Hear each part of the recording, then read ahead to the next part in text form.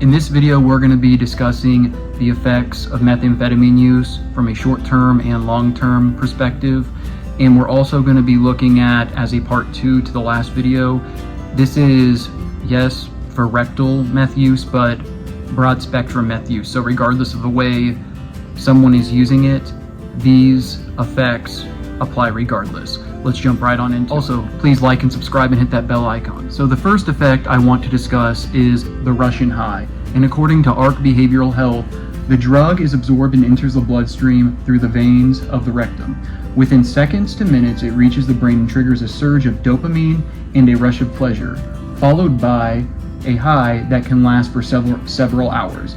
And also during this time period, you may feel feelings of being invincible, heightened confidence, insecure. Also, you might have an elevated body temperature, heart rate, blood pressure, you name it. So regardless of how you're using it, the Russian high of this are pretty similar. Now, if you are injecting methamphetamine, for an example, as in the psychiatric setting, typically with injection, it is a lot harder, meaning you're going to have you're going to get a lot higher, but the crash is going to be a lot worse. But it's still, regardless, these are still, once again, effects that you can feel regardless. So if you've been smoking it for years and years and years, yes, you're still going to have the effects as somebody who's been shooting up. Maybe, once again, if you've been shooting up for the same amount of time, yes, once again, it probably will be more rough. But I've seen people who've actually used meth for only even up to a week to up to years and struggling very similarly. And the key is with this, once again, is yes, from a patient's perspective, you can ask 99% of them.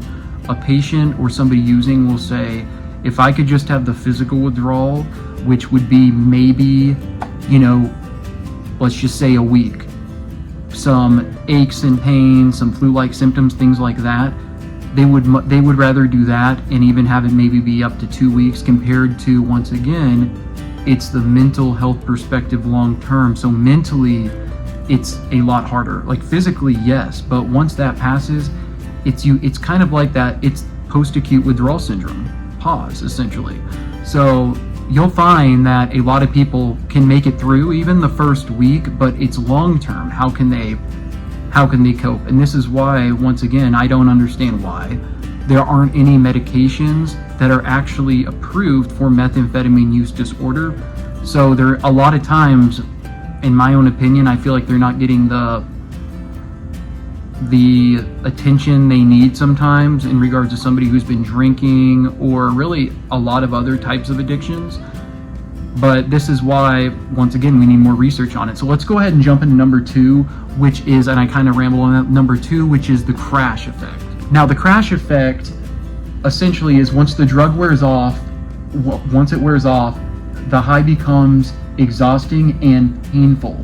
And you can have, and that pain they're talking about is physically and mentally as well, but in particular with this, physically in more of an acute mental state, like you could have really bad thoughts of wanting to harm yourself, things like that. Even, once again, some acute meth psychosis. Acute psychosis goes on. Once again, it can be, regardless of the way you use it, psychosis can be displayed.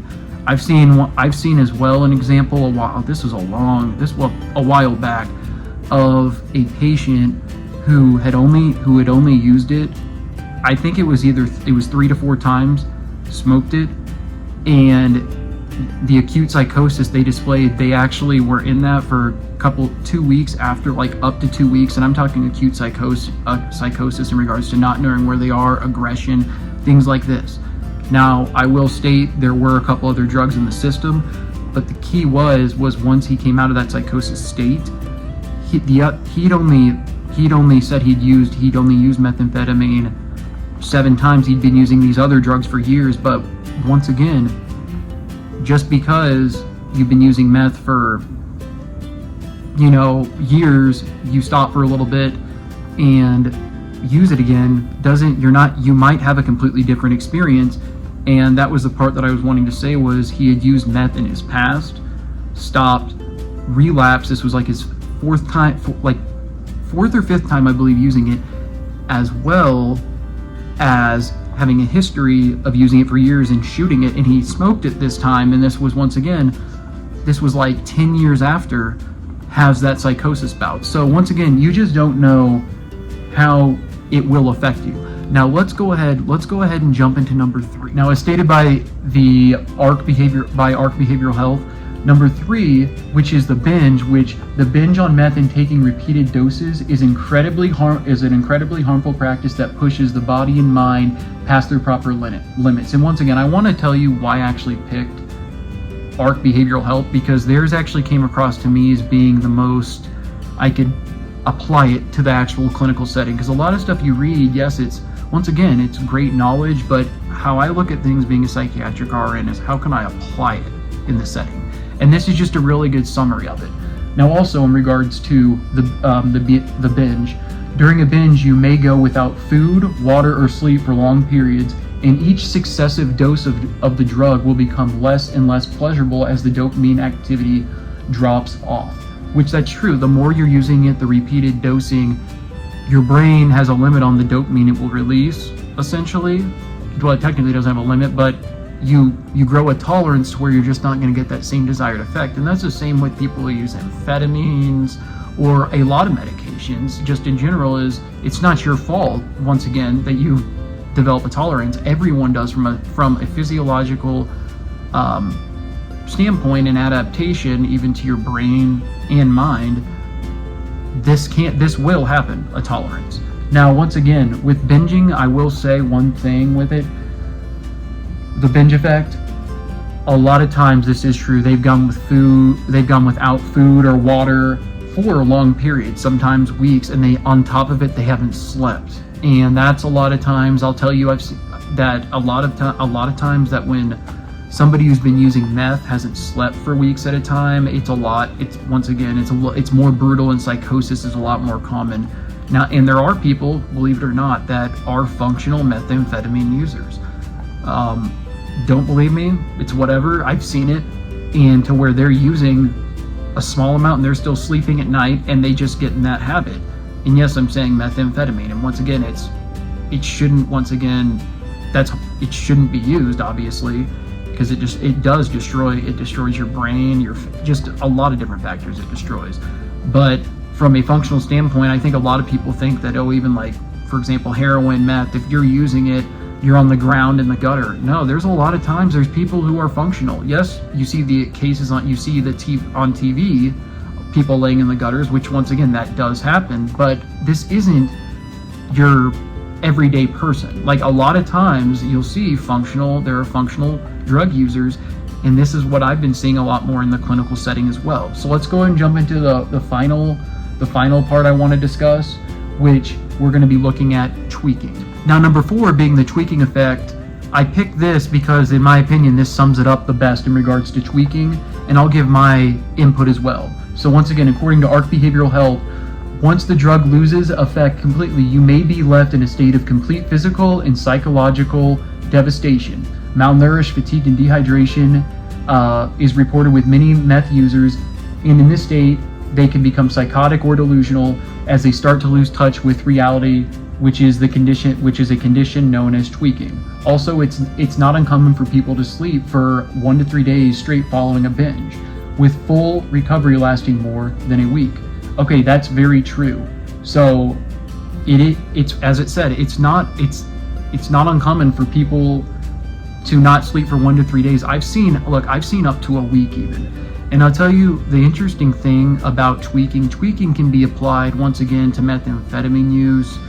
It can be applied to even amphetamine use sometimes if you're using a very high dose of it.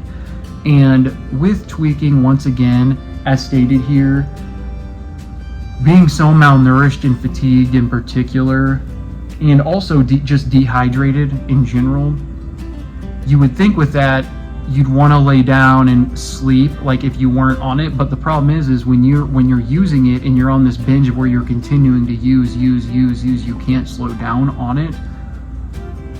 It will cause you to, once you've been going for days without it, you'll see people who've been using methamphetamine where they start once again tweaking, which in my opinion, tweaking can be defined as an acute episode of psychosis. It can also be applied to somebody who's using it, they're actively using it and they're tweaking. And it's not just somebody, for example, like flinching and whatnot, not things like that. It's something that once you see it in somebody, it makes sense. And I know that sounds kind of bizarre to say, but once again, working in an inpatient setting, you can just look at somebody sometimes and not judging them, but once you read, for example, the S-bar, which is just knowing what the patient's history is when they're coming in, just a situation update too. When it says methamphetamine use, you can typically, if they've been using it for years, but even, sometimes even just months, depending on if, even up to honestly a couple weeks, if they've been using for a couple weeks and they have no history and this is their first bout with it, but they haven't slept for a week, yeah, they'll be tweaking. Tweaking, once again, it's a broad spectrum definition in my opinion, but it can be applied to somebody using it in the short term or the long term as well. Now, real quick, I just want to summarize this by saying treatment is always an option for anyone out there, regardless of your financial situation. And I know it's super expensive, but if there's anyone out there who needs treatment, regardless of the cost, if it saves your life, it's worth it. It doesn't matter, because the path you're going, regardless of your addictions and whatnot, it just leads to a downward spiral that never gets better. Now, lastly, I'll just say this. Once again, whatever you're going through, you can beat. You can. And for example, for me right now, I'm running every day for a year, which check out that playlist, 365 days of running. I'm almost to 200 days right now. No injuries up to this point, thankfully. Some back pain, but that's about it. That's just what comes with age. But I'm trying to use this YouTube platform to really just raise awareness and decrease the stigma. That's the whole key with it, because we need to be talking about mental health more today. Just with everything that's went on in the past, and just general, we're humans. We're gonna feel different emotions, things like that. But once again, I wanted to throw this video out because I was supposed to do this like a week ago, but it's the part 2 to rectal methamphetamine use. I love you all. Please like and subscribe to the channel. Leave a comment. You know what to do. I'm out. This is your daily dose of mental health.